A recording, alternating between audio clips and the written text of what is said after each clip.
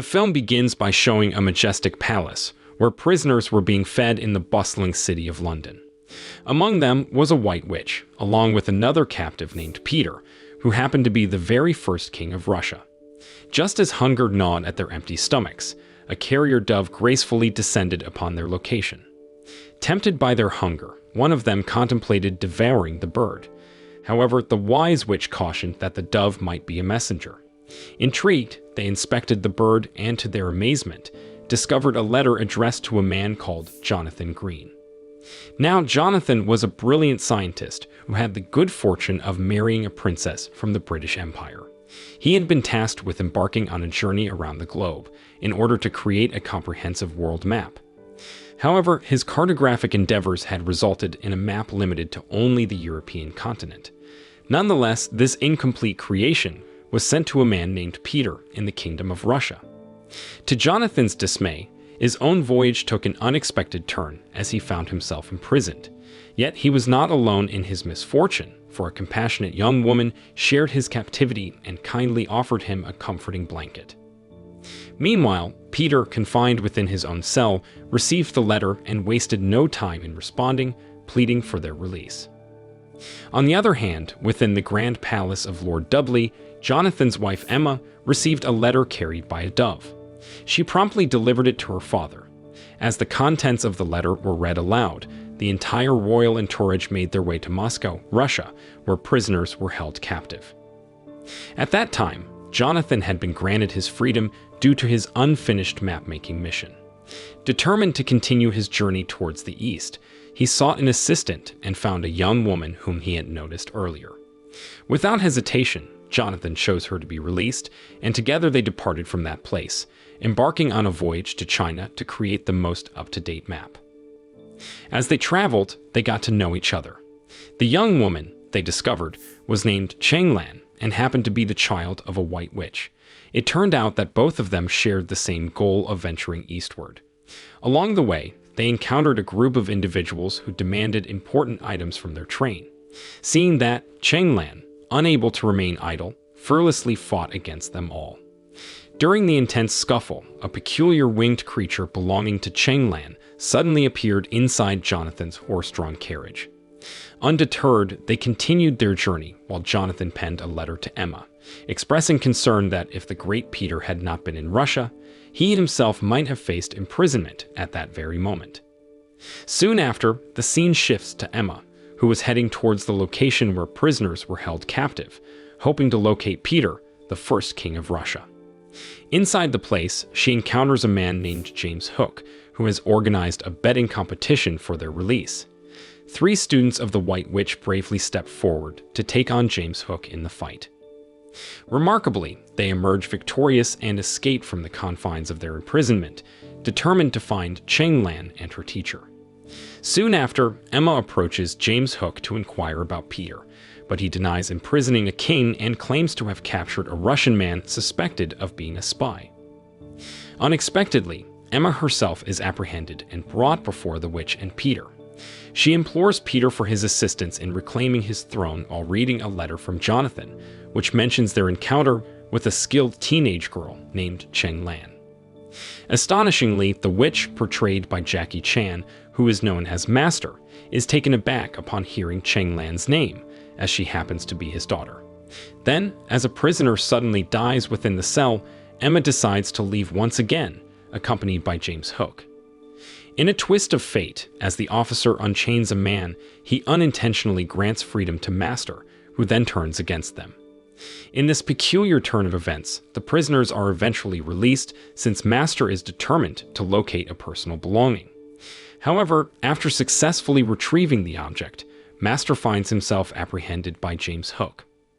Meanwhile, Peter manages to escape aboard the train belonging to Jonathan's wife, carrying a gold medal bestowed upon him by Master to give to his daughter, Chenglan. Now imprisoned, Master seizes the opportunity to escape this place, engaging in a fierce battle against the formidable James Hook. Outside the palace, a thrilling chase ensues between Peter and the royal guard. Meanwhile, Master continues to fight James Hook, despite his old age making it challenging to move and combat his opponent. Unfortunately, Master is captured once again and confined to a holding cell. Long story short, they cleverly evaded the royal officers and managed to board a Russian ship in disguise. At that time, Peter skillfully concealed his identity by lifting objects to cover his face, as he wore a mask. Emma, on the other hand, disguised herself as a beverage carrier, assuming the role of the ship owner's assistant. While Peter found himself among the ship's cargo, he suddenly awoke from his slumber. Determined to make his presence known, he hurriedly made his way to the deck and proclaimed himself as the first king of Russia, seeking the captain of the ship. However, due to the mask obscuring his face, the crew found his claim amusing and laughter erupted on board. Observing the situation, Emma quickly interjected, stating that the person was merely intoxicated and deranged. Acting swiftly, she struck Peter, causing him to lose consciousness. After several hours, Peter found himself confined, realizing the unfortunate turn of events. Meanwhile, Emma, who had been offering a drink to the ship's captain, noticed a sudden change in weather. Dark clouds loomed overhead, and thunder rumbled, signaling an approaching storm that would unleash turbulent waves upon the sea. Interestingly, as the ship sailed on, its sails unfurled to reveal women's clothing basking in the sun. This piqued the captain's suspicion that there might be a woman on board. Seizing the moment, he entrusted Emma with the ship's key, instructing her to search each room and verify the presence of any women. As they ventured beneath the ship in search of the mysterious woman, Emma inadvertently stepped on a rat, causing her to startle and lose her head cover, exposing her true identity to the crew. Suddenly, their eyes locked onto Emma. Then, they recognizing her as a woman and desiring to apprehend her. Reacting swiftly, Emma passed the key to Peter, urging him to break free and confront their captors. However, the treacherous waves and uncertain sea conditions compelled the crew to order them back onto the ship. At that time, they braced themselves for the impending turmoil. Meanwhile, the intoxicated captain sought refuge in his hiding place, succumbing to drowsiness induced by the alcohol he had consumed. As a result, the ship swayed violently, and the crew noticed that the wheel remained unattended, for the captain had mysteriously vanished. In that crucial moment, Peter rose to the occasion, taking hold of the wheel to navigate through towering waves and treacherous rocks jutting out from the sea. His skills were put to the ultimate test.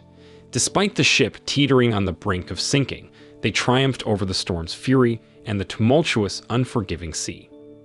Just as they believed they had overcome the worst, the missing captain suddenly reappeared, and they were promptly imprisoned to prevent them from inebriating him once more.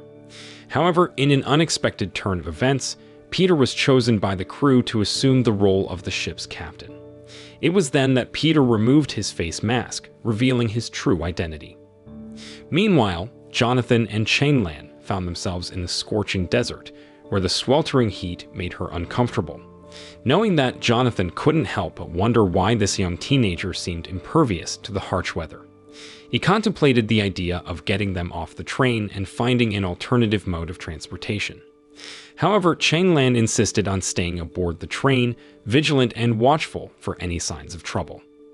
Long story short, they reached the outskirts of China, where Jonathan peered through his binoculars and spotted farmers who were forcefully being made to pick tea leaves by the royal troops.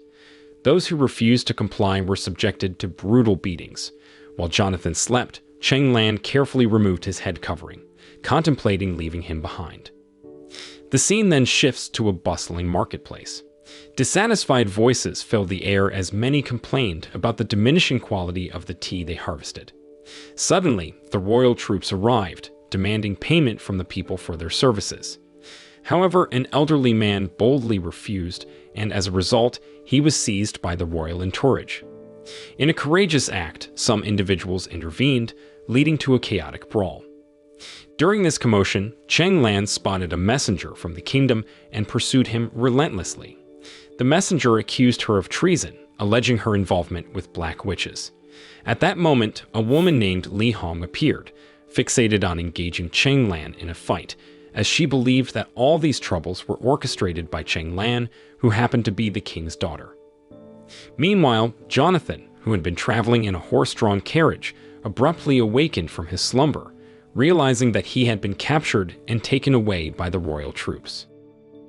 On the other hand, the messenger who had previously arrived presented a golden tribute to the princess, who disguised herself as Cheng Lan. Wearing a mask resembling Cheng Lan's face, she exuded an air of regality, as if she were a princess reigning over a magnificent palace and commanding a dragon. Meanwhile, Jonathan, being present, introduced himself as a skilled mapmaker. The princess was taken aback by his description of his maps. Intrigued, Jonathan volunteered to create a visually appealing map of the Grand Palace. Hearing that, the princess agreed to this proposal. Moreover, Jonathan expressed his purpose of visiting was to learn about the legendary tale of the great dragon within this realm. On the other hand, Peter's ship arrived in the Chinese Sea. Welcomed by the royal troops, he negotiated the purchase of tea from the region, allowing them entry into the area. During their journey, he showcased a gold dragon seal medal to a tea vendor in the market, capturing the attention of many onlookers. Meanwhile, within the kingdom, Jonathan, having meticulously drawn a map of the palace, yearned to gain a deeper understanding of this realm. His exploration led him to discover that the troops' power source was none other than electricity stored in bottles, a peculiar revelation indeed. In another turn of events, Peter and Emma, who had been strolling earlier, found themselves confronted by Cheng Lan, who swiftly abducted Jonathan and demanded information about the golden dragon seal medal. Suddenly, Emma, hot on their heels, aimed a gun at Cheng Lan. Cheng Lan then revealed that he had been imprisoned in Moscow alongside her father until a man named Jonathan Green came and set her free. Unfortunately, Jonathan's attempt to observe the palace resulted in his capture by the royal guards, and he now faced impending punishment. However, the creature accompanying Cheng Lan managed to snatch Jonathan's map and deliver it to her. Meanwhile, Peter and Emma eventually rendezvoused with Cheng Lan's entire army, joining forces to embark on their mission to confront the malevolent witch princess. Unexpectedly, the creature reappeared, delivering the map that had been taken from the palace. They soon realized that the map Jonathan had created was meant for Cheng Lan and her people in their struggle against the kingdom. Returning to the palace, 3 students of Master arrived and revealed that the golden seal was in the possession of a Russian man named Peter and his crew. Determined to retrieve the seal, they embarked on a search. Meanwhile, Zhang Ji remained in the palace to protect the princess. Zhang Ji, deeply infatuated with the princess, devoted himself to her, unaware that she was not the real princess. Soon after, Peter and Cheng Lan's troops joined forces, forging an alliance. Together, they trained and prepared tactics to counter resistance from the kingdom, utilizing the power of pepper and chili. Not long after, Zhang Ji's companions arrived and encountered the true Cheng Lan. They convened to devise a plan for their attack. The plan involved Emma and Peter disguising themselves as bearers of the dragon seal medal. The following day, judgment befell Jonathan, who had been captured and condemned by the kingdom to face the dragon. However, Emma, who was present, proclaimed Jonathan as her husband, halting the proceedings. Consequently, they were all apprehended, while Peter found himself indulging in the company of the impostor princess. Seizing the opportunity, the princess offered Peter a poisoned drink. Then, as Peter lost consciousness, she meticulously searched his attire, hoping to secure the golden seal. Alas, the seal was nowhere to be found. Meanwhile, Cheng Lan and Peter's companions infiltrated the kingdom, navigating through the sewers to evade the royal palace troops. During their exploration, Peter's crew discovered that the fearsome dragon menacing the populace was merely a fraudulent creation fueled by electricity. They resolved to destroy this imitation dragon. On the other hand, Emma and Jonathan, now bound to a stake for public spectacle, awaited the impending threat of the clone dragon. Then, as the dragon discharged its electric fury, Peter's comrades swiftly engaged in battle with the individual controlling the clone. Ultimately, they emerged victorious, rescuing Jonathan and his wife from certain peril. In another part of the story, Cheng Lan's team devised plans to infiltrate the palace. Utilizing their ingenious invention, they flew through the upper gate and engaged in a fierce battle. Meanwhile, Peter, accompanied by the real princess, became the target of Zhang Ji's assassination attempt. However, Zhang Ji's friends intervened, revealing the princess to be an imposter. Soon after, the false princess fled, soaring away in a flying balloon. On the other hand, after successfully subdued the dragon, Cheng Lan took to the skies atop the creature, determined to confront the fake princess. At that time, the dragon relentlessly pursued the imposter as Cheng Lan confronted her in a thrilling battle between the two princesses. Amidst the clash, the fake princess's allies swarmed Cheng Lan, overwhelming her and leading to her defeat. The dragon seal was seized by the imposter princess, who callously threw her concubines from the palace, sending them plummeting to the ground. Shortly thereafter, Peter and Cheng Lan's companions arrived and witnessed the presence of twin sisters with distinct differences. Cheng Lan, falsely accused and lacking the dragon seal, was subsequently apprehended. However, Jonathan pointed out that the approaching creature belonged to Cheng Lan, confirming her true identity. In a shocking turn of events, the witch hurled a sharp object at Jonathan, unmasking himself and summoning the dragon. Suddenly, the dragon responded upon recognizing the seal of the metal. Then, Cheng Lan's creature seized the seal once again, only to be fatally struck down by the fake princess. Shortly after, the seal fell from their grasp.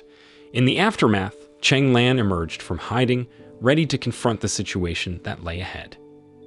Surprisingly, Cheng Lan gained control of the creature, while the princess acquired the dragon seal and summoned the dragon.